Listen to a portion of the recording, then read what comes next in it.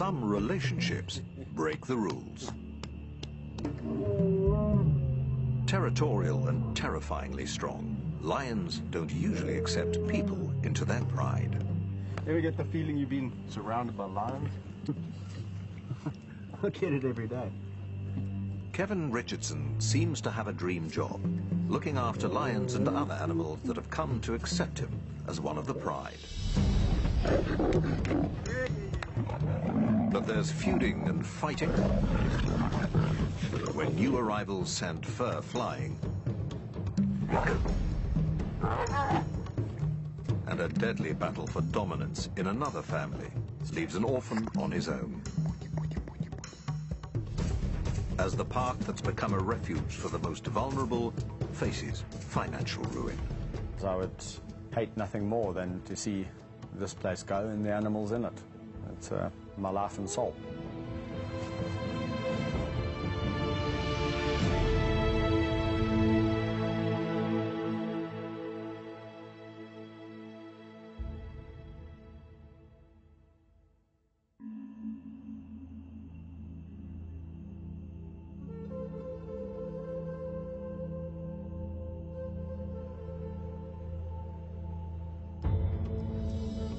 The private wildlife sanctuary, dubbed the Kingdom of the White Lion, covers almost 7 square kilometers.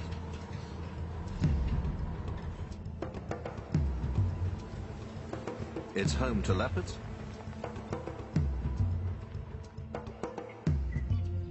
hyenas, and lions.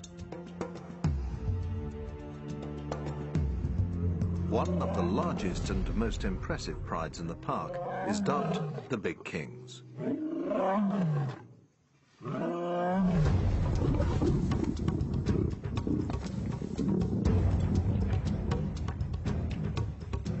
The family is headed by 4 males, 2 tawny lions, Rafiki and Siam, and 2 white lions, Alex and Kaiser. But they are growing restless. White lion Kaiser is challenging the other males for dominance. Kevin fears one of them might get hurt, so he's stepping in as peacemaker. Little big boy. The little big boy. As soon as he reached sexual maturity, everything changed. And he just became interested in one thing, and that was the woman. He's just taken it upon himself to be dominant over them all the time, and he gets extremely aggressive and unpredictable. And this results in extreme fighting between him and the other lions in this group. One lioness in particular is the object of Kaiser's affection. Already battling to pay the bills, Kevin can't afford any new cubs to house and feed. Females are given contraceptive implants. But males still retain their natural mating instincts. Unable to satisfy these natural urges can make them tense and frustrated. Kaiser needs a new home before his frustrations lead to violence. It's only a matter of time before we land up with someone or some lion being killed in this group, or exorbitant vet bills, because a lion's got half his face hanging off. And that's the reason why we're going to have to move him on.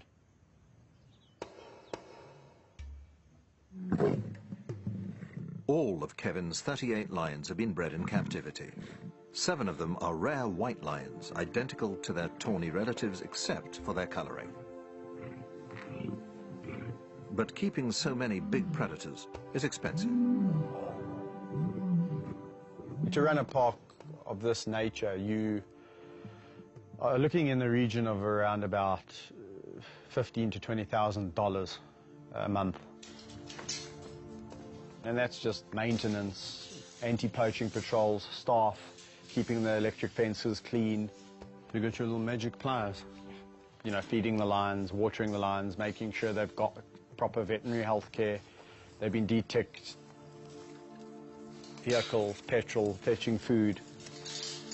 It's a big job.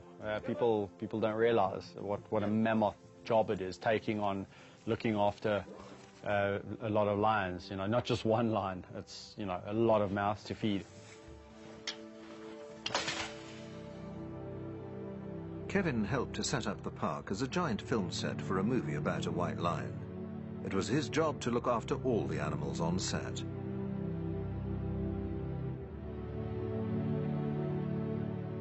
Once the film crew packed up and left, the lions stayed, joined by other cats and animals from another reserve, creating a new park, the Kingdom of the White Lion. It's hoped that profits from the film will pay to establish the park.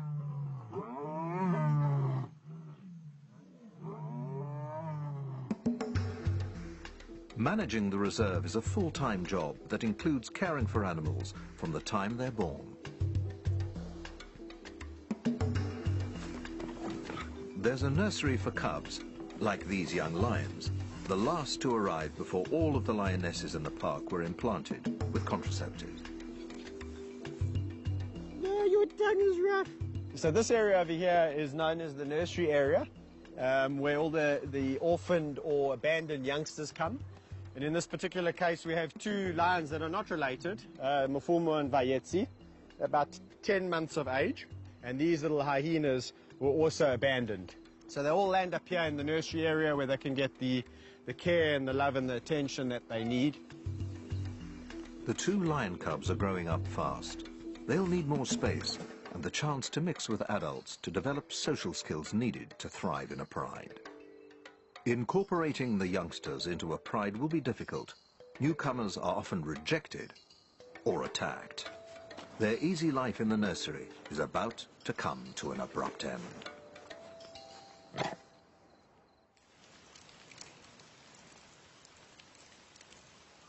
Such care costs money, around £12,000 a month.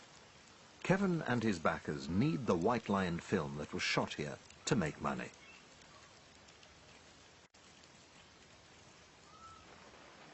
Profits are desperately needed to pay for running costs and the transformation of the reserve into a zoo for paying visitors. If the cash they need doesn't start to flow in, the park and its inhabitants face an uncertain future.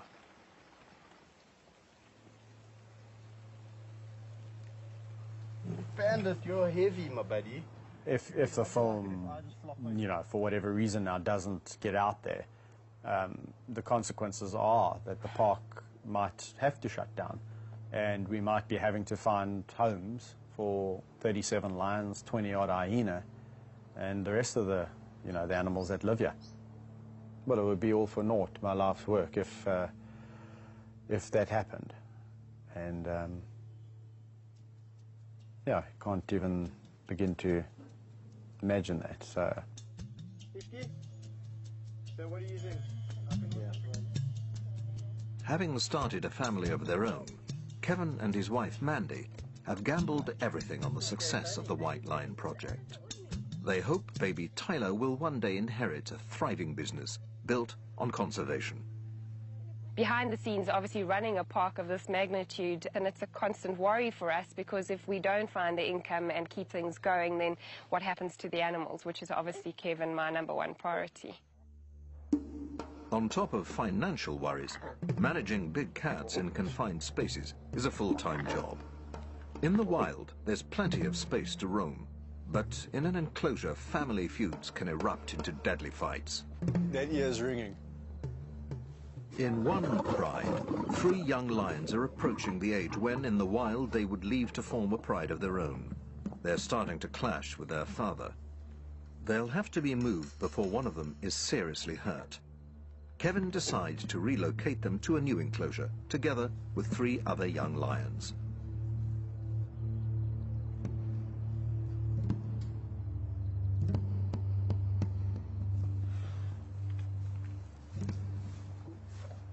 Having hand-raised and spent intimate time with all of his big cats, Kevin has a good insight into which of them should get along together. But in this case, there's an added complication. I'll tickle you to death. I'm gonna tickle you A hyena that thinks it's a lion. Spunny, the hyena, has grown up with 3 of the young lions from the time he was born.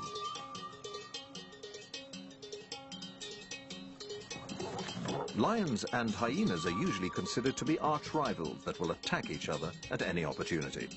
But Spunny has developed feline behaviors that would make him an outsider among other hyenas. He'll stay in the pride where he's long been accepted as an honorary lion.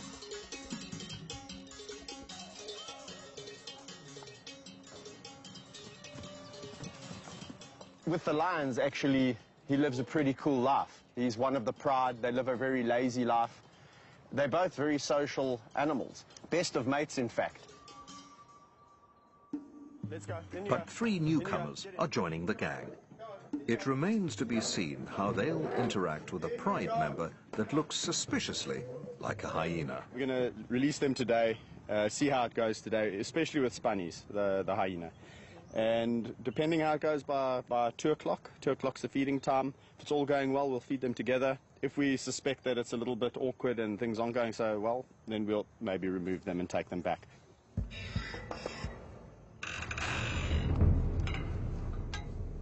Experienced keeper Rodney Nombakana is the only other person allowed to handle animals in the reserve. Young lions are notoriously unpredictable. As the 2 groups meet and establish a hierarchy, nervous tension can easily turn to aggression. When they fight like that, and I mean, it makes a lot of noise, and to a human being it seems very scary.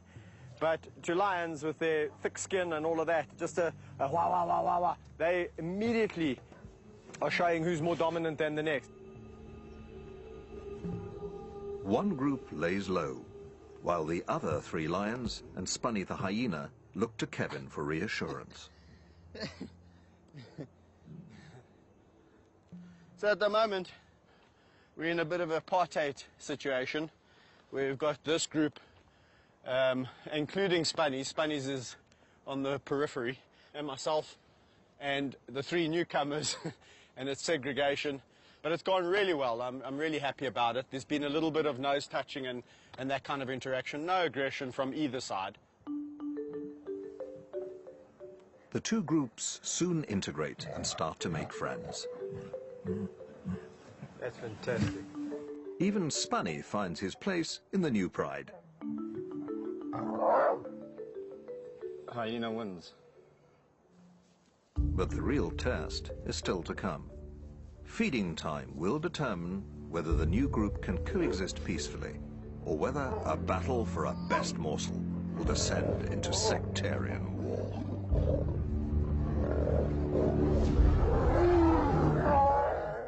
Rivalries between male lions over pack dominance rage across the plains.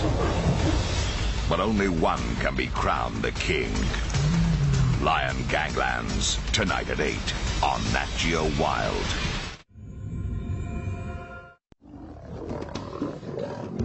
It's feeding time for a new pride nicknamed the Terrible Teens, and an ultimate test of whether the 2 groups that have only just moved in together can get along. Initial squabbles subside when they realize there's enough to go around.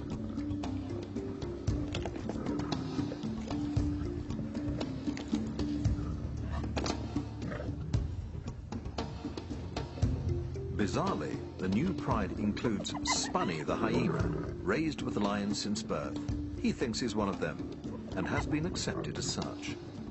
Lions, like people, have individual personalities that can clash when different groups are brought together. The terrible teens seem to be getting along just fine. But elsewhere in the kingdom of the White Lion Reserve, another big cat is lonely and left out. Thor was a star of a film shot in the park. The film that manager Kevin Richardson hopes will help pay for a plan to turn the reserve into a visitor attraction. Income is desperately needed to pay for the care of animals like Thor. Lions are social animals, and Thor has been on his own for far too long. But there's a shortage of suitable companions. Thor's about 7 years old now, and he's way past the age of forming new bonds with other male lions. Come. So it's not an option, you know, to put a male lion with Thor. The only option really is females. It's just a really difficult situation at the moment because the nature of the kingdom is that we've actually got far too many males compared to females. And the females that would go with Thor would have to be on the pill. And we don't really want to just acquire 2 female lions to put with Thor. Long walks provide much-needed companionship. But despite Kevin's best efforts, he is increasingly concerned that Thor is lonely. When the days go by and I've had a busy week, the only lion that really is in the back of my mind is old Thor, because I know he definitely needs some love and attention. Out of all the lions I walk with, this must be my favorite because I know how much he needs this enrichment. This is really important to him, living as a bachelor. So, you know, whenever he sees me, it's like, come on, Kev, can we go for a walk? Can we go for a walk in the greater area? So I try and take him out more than the others because they've got, you know, each other's company. Hello, my big boy. What you been doing? Hey, you having fun?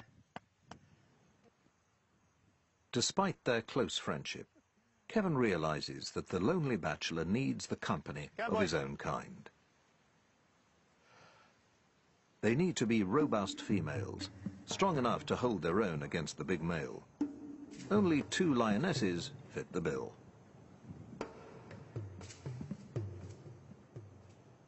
But they're already part of a stable pride, and there's no guarantee they'll get along with the temperamental Thor.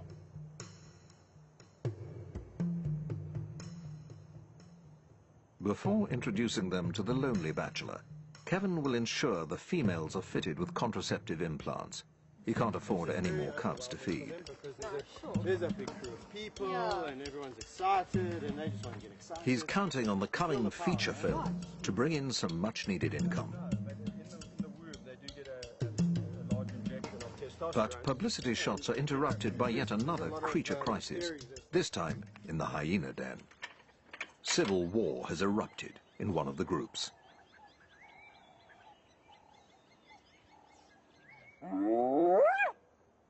Hyenas live in matriarchal clans, ruled by females.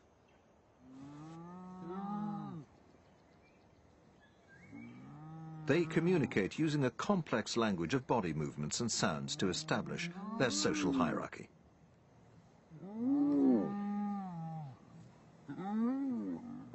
Males are lowest in the social rank.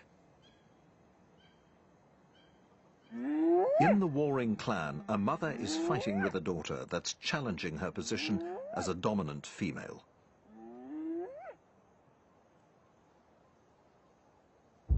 Hey, what's up with you guys? Eh? Hey, Shans? Kevin can tell that something's up in the hyena den. Hello, guys. Hey, what's the matter? You all acting nervous, eh? He's in for a big surprise. What? Hey, what's going on with you?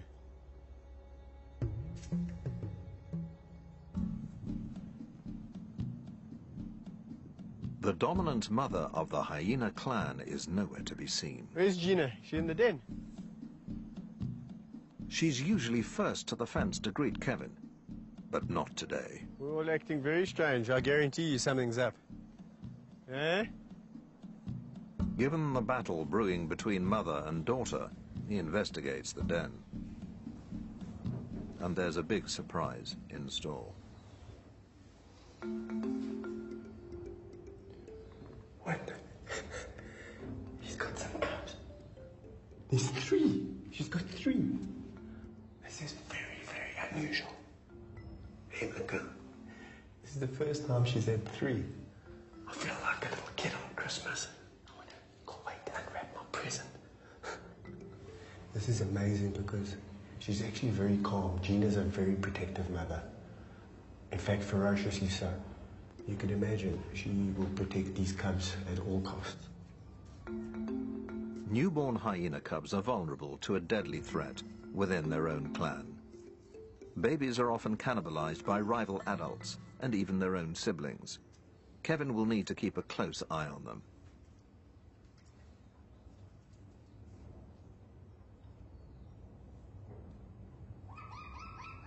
Their mother is also alert to any potential threat.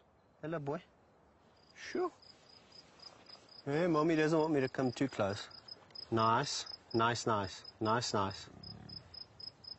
Sure. That's nice. That's nice. Mom and Dad. Turned out to be an awesome day. For Kevin, one of the biggest rewards is watching young animals mature into adults.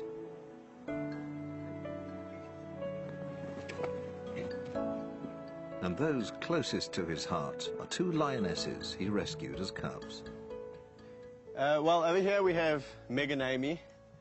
Probably two lionesses that I'll never have a better relationship with. Our love affair started pretty much 8 years ago when Mom abandoned them. They probably weigh in at about 180 kilograms each. But their characters are so different. Although they've had the same upbringing, the same input, the same amount of love, the same amount of discipline, Amy is a little bit more reserved, sometimes can be petulant. Meg, on the other hand, is just the most boisterous, outgoing, fun-loving lioness you'll ever come across. And that's why I can go swimming in the river with her.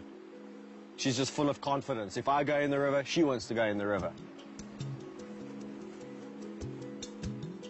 Lions will usually avoid water. Meg's extraordinary behavior seems to reflect her trust in Kevin. A big adult lioness coming up, rubbing her head on your face, feeling her tongue. It's like 80-grade sandpaper doing this. You can't stop them from doing it because it's their way of showing affection. So you've just got to endure the pain, and I tell you something, it's really worth it. Kevin has worked with big cats for more than 12 years, but has been criticized by some who believe he risks his life unnecessarily.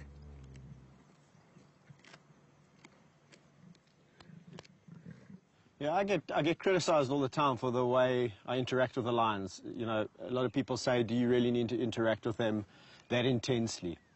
And, you know, it's the only way I really know.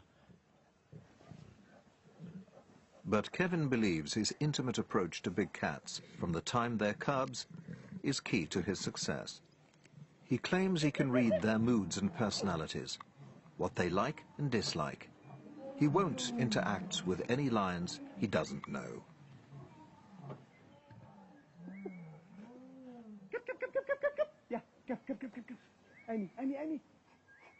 So Meg and Amy are just those two unique individuals that I can do this kind of thing with quite freely, and truly, if I fell asleep in this enclosure, I honestly can say I fear not that they would jump on me and try and eat me while I'm sleeping.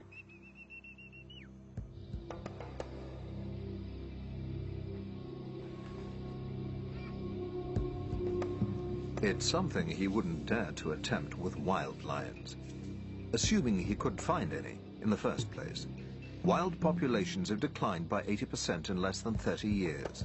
It's estimated that there are only 25,000 left.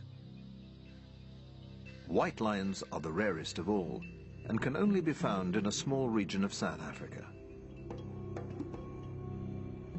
Kevin has been invited to discover why there are so few white lions left in the wild.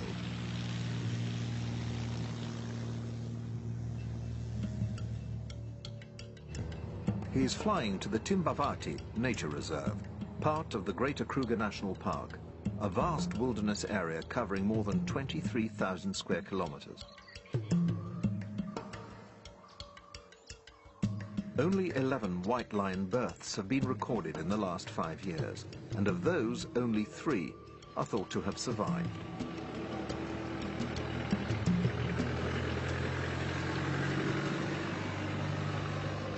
Kevin has joined Ranger Patrick O'Brien and tracker Albert Ubisi to try and find them. If they succeed, it'll be the first time Kevin has seen a white lion in the wild.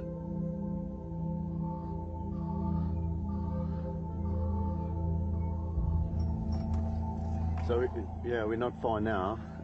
We've been tracking the lions for some time now.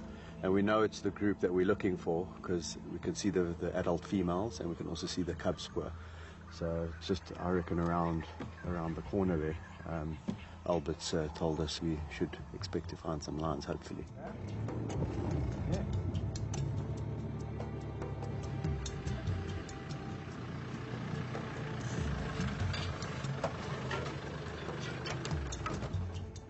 Sure enough, Kevin is rewarded with his first sighting of the rarest lions in the world.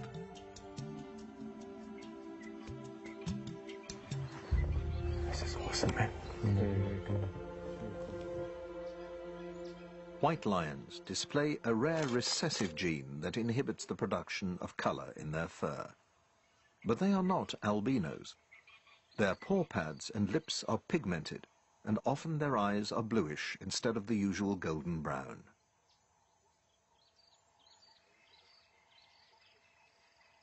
This rare gene is also carried by normal tawny lions in the region. But all lions must fight to stay alive in the wild, and the odds of survival are slim. Only around 1 in 5 survive to the age of 2. One of the greatest threats comes from dominant males that try to kill any rival's offspring. But I mean, that just goes to highlight how difficult it is for the white to survive. I mean, we know mortality in lions is high. That's correct, yeah. But I mean, the fact that these lions have made it to 14 months, that's yeah, a really, it's really done very well, good yeah. sign. Luckily for these girls, both are females, and of course that's very important for the old pride and for us, of course, which means that girls always stay in a pride, they never emigrate. Of course, lionesses are the core foundation of a pride, and with these 2 girls staying in the pride, that just means that, of course, it's going to be great in the future to see these 2 girls grow up and become adults. Isn't that going to be fantastic? Can you imagine, coming here in 2-3 years from now and seeing these massive adult white lions hunting? I'm going to be back, I'll tell you that much. I will be back. Very impressive. Captive white lions, like those in Kevin's protected reserve, obviously have far better chances of survival. He believes the best way of ensuring their survival in the wild is to conserve the dwindling tawny lion population that carries the white gene. As you know, at the Kingdom, several white lions that I work with, and I've always just been maintaining that we should be conserving the tawny gene in this area specifically. And, you know, when I was told that these cubs were born, I was like, you see, I mean, that just goes to prove that there's tawnies carrying the gene. You know, both mothers are tawny, and that clearly indicates that, you know, you don't have to be a white lioness to produce white cubs. And there's a very good chance, and maybe that white gene is a lot more prevalent than what we actually think it is. And even more reason to be protecting these tawnies in this area. Exactly, and this is what's so important about this area, is the fact, you know, this is the only place that they are naturally still found. Yeah. The trip has given Kevin time to reflect on the role he'd like his reserve to play in lion conservation. If he can transform the park into a public attraction, he hopes it will help inspire people to support conservation. But he needs money to do it, and that depends on the success of a feature film.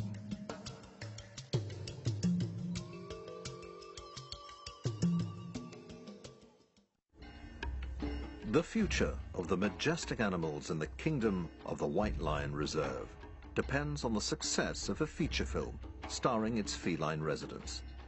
Manager Kevin Richardson thinks nothing of play fighting with a quarter-ton lion.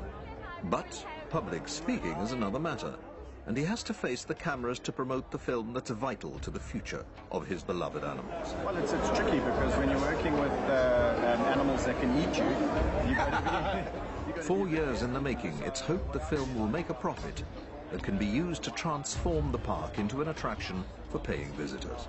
I'm not joking. I mean, the film took 4 years to make. And believe you me, when a lion doesn't want to do something, he doesn't. And you better listen to him. You better listen to him.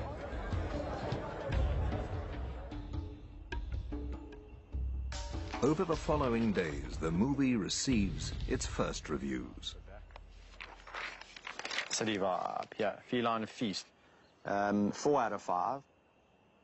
The critics have been kind, but it remains to be seen whether the film is attracting enough cinema goers to turn a profit. It costs money to look after big cats like Kaiser, a white lion that's outgrowing his enclosure and ganging up on the fellow members of his pride. But there's just no room left in Kevin's reserve.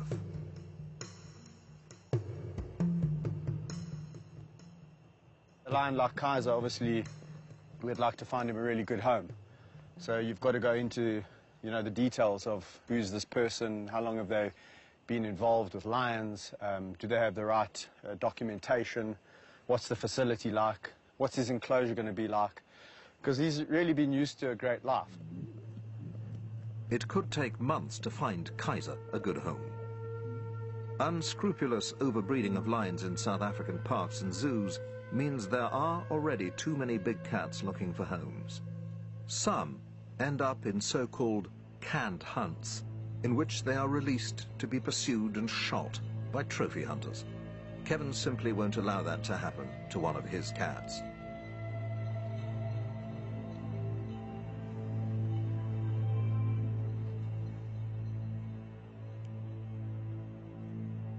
He can only hope that Kaiser calms down and stops causing trouble in his enclosure.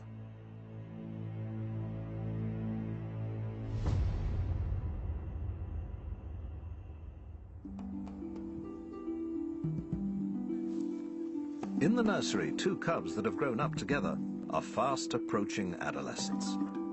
They'll have to be introduced into an adult pride to gain the confidence and social skills they'll need to thrive.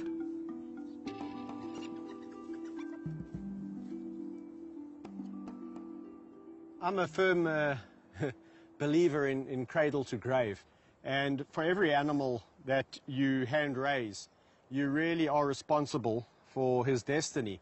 So if an animal has been taken away for whatever the reason, it's a lifetime commitment, and you've got to really figure out what's going to happen with that animal when it gets older. Come, boys. Come, Puma. Come, boys. The cubs have a big week ahead of them. Let's go. Come. Come. Let's go. Come. Good boys. The plan is to gradually introduce the cubs to the adult members of their new pride, the so-called terrible teens. If the cubs were suddenly dumped into the deep end, fighting and serious injuries could result as the adults follow natural instincts to show the cubs who's boss.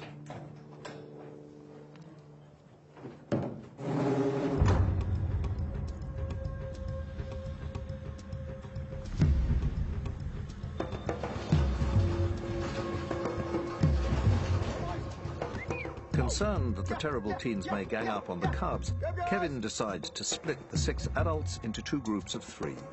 The cubs will stay protected inside their cage in case there's any trouble.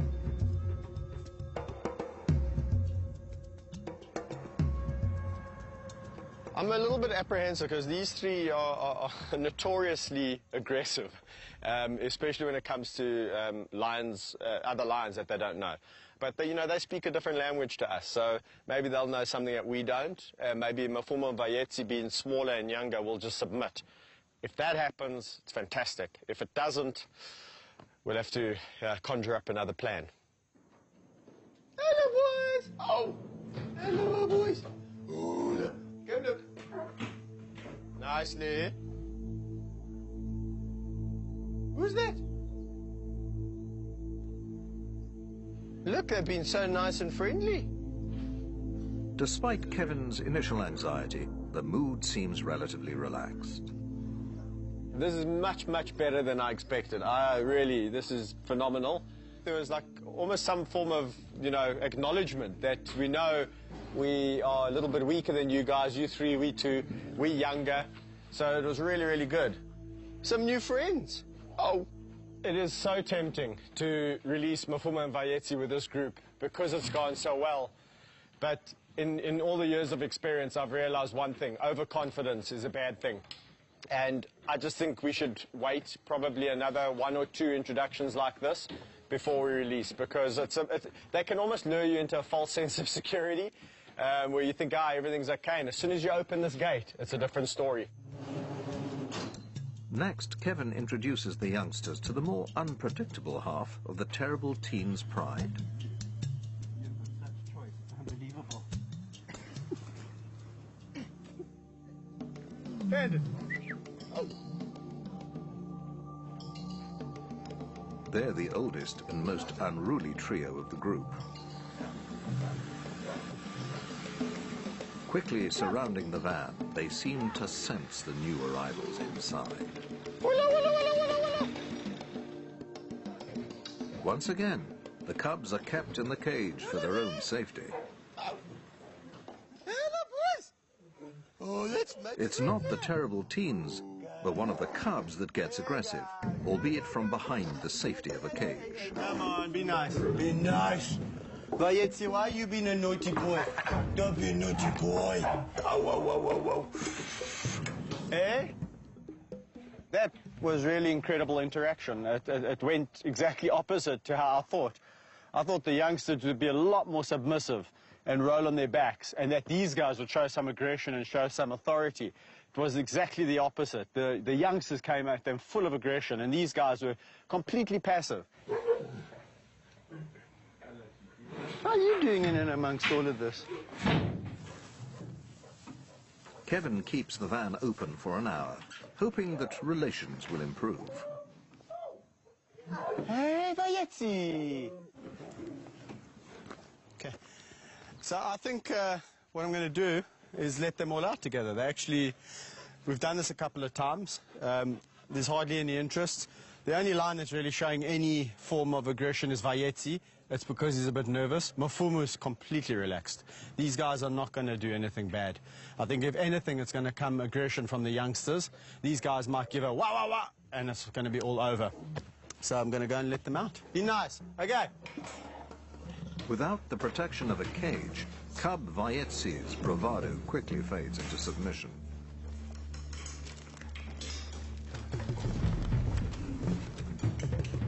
The terrible teens immediately gang up on the youngster, and Kevin has no choice but to break up the fight with pepper spray. Stop, stop, stop, stop, stop, stop.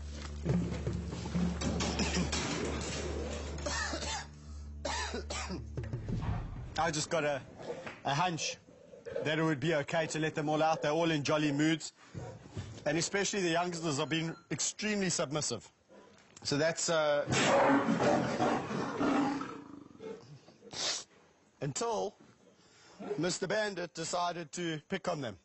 And once he started picking on them, Bobcat came in from behind, where I had to defuse the situation with a little bit of help from a friend called pepper spray. Nice. I want nice, nice, nice, nice. In such cases, pepper spray is used as a last resort to stop fights breaking out, protecting the cats and himself. An accidental bite could prove fatal. Kevin rarely uses pepper spray, and it's always him that suffers most.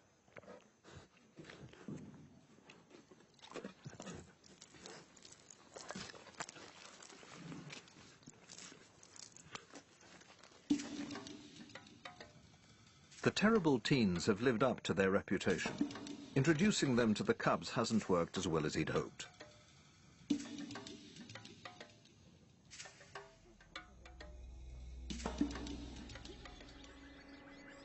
Discord seems to have spread to the hyena den, where a deadly power struggle is unfolding between a mother and daughter.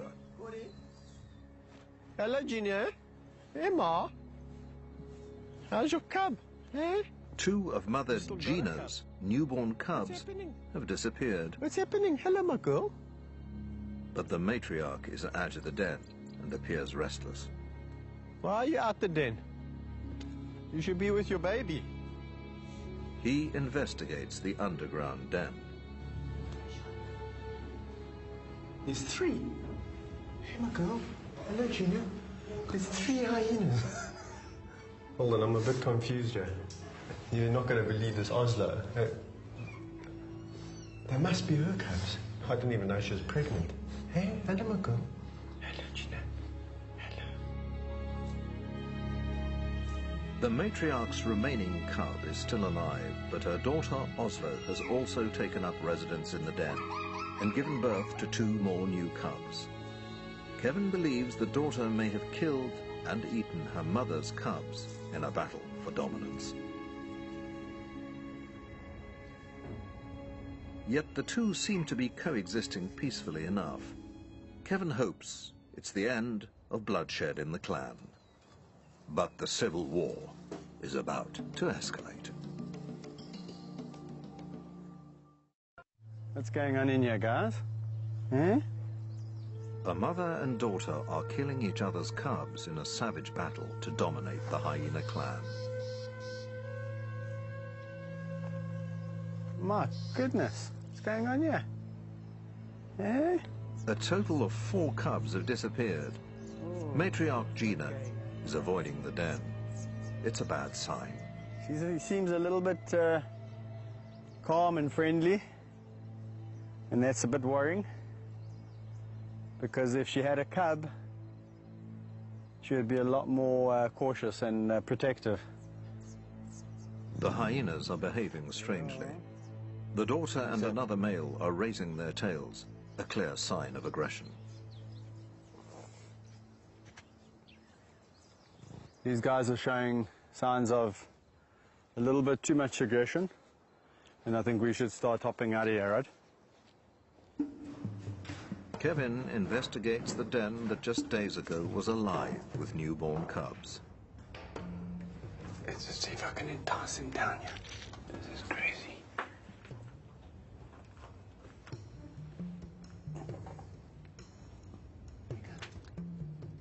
It seems that only one cub has survived the bloody family feud. If he leaves it be, chances are it too will be killed and eaten. There's definitely been some chaos on outside. I've looked everywhere, and I can't find the other 2 siblings. It looks like either Gina's probably come and killed one of Oslo's, and Oslo's in return killed one of Gina's, so Gina's got no cubs left. And Oslo's only got 1, and I'm just afraid that if I leave this cub here, I'm going to have no cubs whatsoever. Goodbye. If the cub is to have any chance of survival, Kevin needs to remove it and bring it up himself.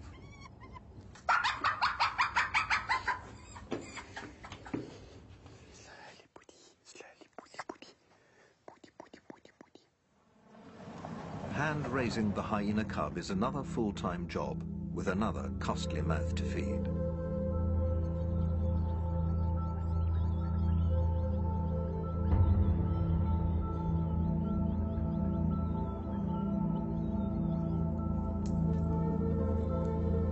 The park and its animals need cash to survive, and Kevin's pinning his hopes on making a profit from a feature film shot on the reserve.